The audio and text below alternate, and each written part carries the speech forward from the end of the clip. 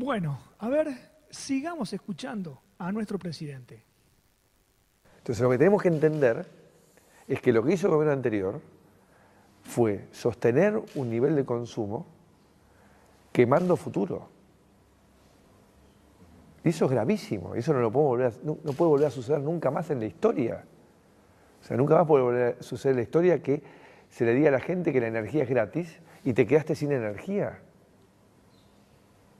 Porque esto es como un padre que le dice a los hijos, ¿qué quieren? Ir a Europa, quieren tal lugar, quieren un auto nuevo, y él hipoteca la casa. Y después hipoteca el auto, después hipoteca los muebles, y después hipoteca los electrodomésticos. Y un día se muere el padre y se enteran los hijos que era todo mentira. Y que la vida que llevaban no la podían financiar y se quedaron sin nada. Esto es lo que pasó en la Argentina. Pero en el medio hay matices. En base a las reservas, en base al petróleo, en base al ANSES, y un momento en el cual se acabó. Por eso llegamos y nos enteramos que había reservas negativas en el Banco Central. Bueno, luego de haber escuchado a nuestro presidente en esta última parte, donde le echa la culpa al gobierno anterior de fomentar el consumo, quemando futuro, que eso era gravísimo, que no podía suceder nunca más en la historia, que le decía a la gente que la energía era gratis y nos quedamos sin energía. Todo el cuentito, la historia del padre que se va con su hijo a Europa, ¿sí? Que quieren un auto nuevo y que hipoteca todo, la casa, los muebles, etcétera, y que un día el padre se muere y que los hijos se dan cuenta que todo era mentira y que la vida que llevaban no la podían financiar, entonces se quedaron sin nada. Y después comienza a revolver cosas que por ahí algunas son, no voy a entrar a cada una porque que en base a las reservas, en base al petróleo, en base al ANSES, y llegó un momento que se acabó todo y nos enteramos que teníamos reservas negativas. Bueno, cuando cambiamos, recibió el gobierno, no había reservas negativas. Conclusión, y más allá de que me voy a explayar después respecto al supuesto nivel de consumo que generó el gobierno anterior, que quemó futuro, etcétera, etcétera, todo esto metido en una licuadora, todo junto, para mí tiene un único objetivo, que es tratar de confundir a la gente y convencerla de que su gobierno no tiene nada que ver con lo que está pasando y tratar de justificar las consecuencias de todas las políticas que se tomaron. Todo lo dicho en este último tramo de su respuesta tiene como único objetivo deslindar, no asumir la responsabilidad de lo hecho y tratar de echar toda la culpa por lo que estamos viviendo hoy al gobierno anterior. A pesar que ya pasó un año, esta nota es de fines de noviembre, hace pocos días atrás. Por ahí, los primeros meses, a principio de año, el general de las personas que no entienden mucho de economía y de las implicancias de las políticas implementadas por este gobierno, tal vez puedan haber estado confundidas y seguramente en aquel momento muy esperanzadas. Pero luego de un año, seguir con la misma estrategia, donde ya son muy evidentes para todos las implicancias de lo que se hizo, me sorprende mucho. Sigamos. Vamos a desarrollar el tema del consumo ficticio, del alto nivel de consumo. Cuando dice el gobierno anterior sostuvo un nivel de consumo quemando futuro. Eso es gravísimo, no puede suceder nunca más en la historia. Bien.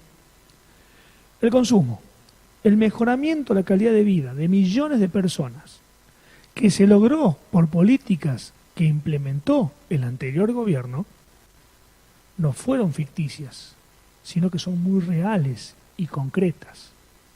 Solo voy a mencionar 2 logros para referenciar este tema del altísimo consumo. 2 logros nada más del anterior gobierno. Se logró generar 6 millones de nuevos puestos de trabajo. La tasa de desempleo en el año 2015 era menos del 6%. Actualmente, con todas las medidas que están implementando, todos sabemos que está incrementando la tasa de desempleo. Hay muchísimos despidos, como ya lo mencionamos, muchos cierres de industrias, de pymes, etcétera, etcétera.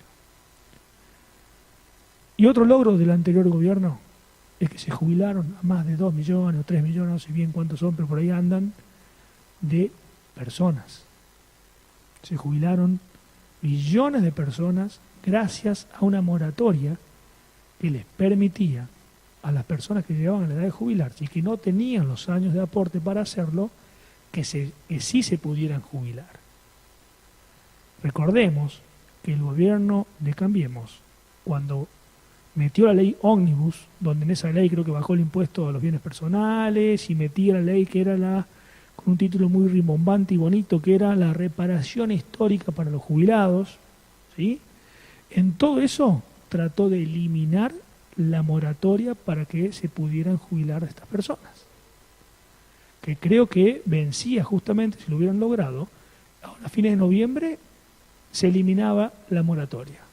La oposición, no sé cómo fue, lograron prorrogar esta moratoria, no sé hasta cuándo, pero fue intención de Cambiemos eliminarla. Y además, el anterior gobierno jubiló a millones de mujeres como amas de casa. ¿Quién no tiene alguna madre, alguna abuela, alguna tía que haya obtenido una jubilación por ama de casa? Eso es algo impensado en décadas anteriores. Esos son logros muy importantes que hay que reconocer más allá de la ideología y de las inclinaciones políticas que cualquiera de nosotros tengamos. Fruto de ciertas medidas y de políticas económicas, el anterior gobierno, guste o no guste, generó millones de puestos de trabajo y jubiló a millones de personas sin desfinanciar al Estado. Logró desendeudarnos y con déficits fiscales razonables y bajos. Incrementó la actividad económica y sí reactivó el consumo y sí mejoró la inversión y sí hubo muchas pymes, muchos comercios minoristas y se generó empleo. Conclusión, todo esto hacía que haya realmente un consumo genuino, que se incremente la demanda agregada, como se dice, ¿sí? No era mentira, no era ficticio. Entonces, ¿ustedes creen que estas 6, 9 millones de personas que lograron trabajo, que lograron jubilarse, no fomentan el consumo? Y ahí van un poco el tema con la pregunta original que le hace el periodista a nuestro presidente, que al final nunca respondió, sino que se le pasó hablando, como vimos recién, del gobierno anterior, de que la emisión monetaria generaba inflación y de que no se podía. Pero la disyuntiva entre inversión y consumo, como diciendo, nos dijeron, usted, señor presidente, que hay que apostar a la inversión para poder crecer, y dejó de lado el consumo. Y yo le diría, señor, es hasta lógico y de sentido común y de lógica pura que el consumo arrastra la inversión y no la inversa.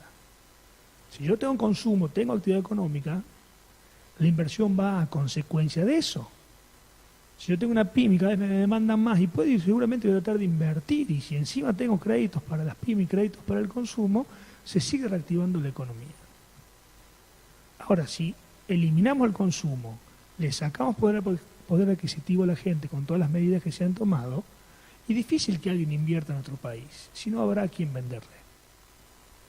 Y si encima sigo ampliando un poquito y me derivo un poquito del análisis y lo amplío, si tenemos en cuenta de que se está fomentando la timba financiera, y puntualmente me estoy refiriendo a lo que es las tasas que paga el Banco Central por las LEBACs, el altísimo nivel de endeudamiento que está teniendo la Argentina hoy con el actual gobierno, difícil que alguien también invierta.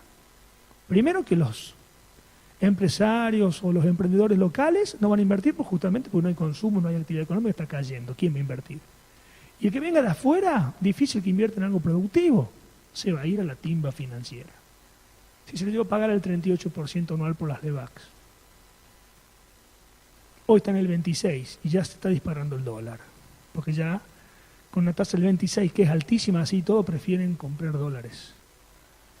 Pero bueno, no me quiero ir. Cuando analicemos en el próximo episodio, en el 2, la mega devaluación, seguramente voy a ampliar todo este concepto. Pero conclusión, cuando lo escuchen al presidente o algún ministro de su gobierno diciendo que están esperando las inversiones para que comencemos a crecer, para que se estimule el consumo, para que lleguemos a la pobreza cero, les digo, no se ilusionen mucho. No se ilusionen porque es muy difícil que esto ocurra, en la situación en la cual estamos. Y no quiero dejar pasar también, no sé cómo llamarle, una chicana, un comentario que se tira muy como al pasar y que tiene sus impactos. Cuando dice, nunca más se le puede decir a la gente que la energía es gratis y te quedaste sin energía. Eso no es así. La energía nunca fue gratis. Las empresas energéticas y las petroleras, puntualmente estoy hablando del gas que realmente nos dan este servicio a nosotros, han cobrado siempre como corresponde por la energía y por el gas. Acá lo que se plantea es quién paga eso. Si pagamos todo, el 100% de la tarifa, los consumidores, los habitantes del suelo argentino, o si el Estado subsidia parte de la tarifa justamente para que, ¿cuál es el sentido? Fomentar el consumo. Subsidia tarifa para que nosotros ganemos poder adquisitivo y podamos consumir más. Entonces, mentira que era gratis. No era gratis. Es una cuestión semántica, pero no era gratis. Las empresas siempre han cobrado lo que corresponde. Nada más que parte pagábamos nosotros los consumidores y parte pagaba el Estado. Ahora, si se los desfinancia el Estado con todo lo que ya les expliqué, y sin duda no podrá seguir subsidiando. Entonces, a la tarifa la pagaremos completa todos nosotros. Y encima, se la está llevando a valores de mercado. Bueno, ya no solo que se quita el subsidio, sino que se eleva la tarifa. Peor aún, se quita poder adquisitivo a la gente.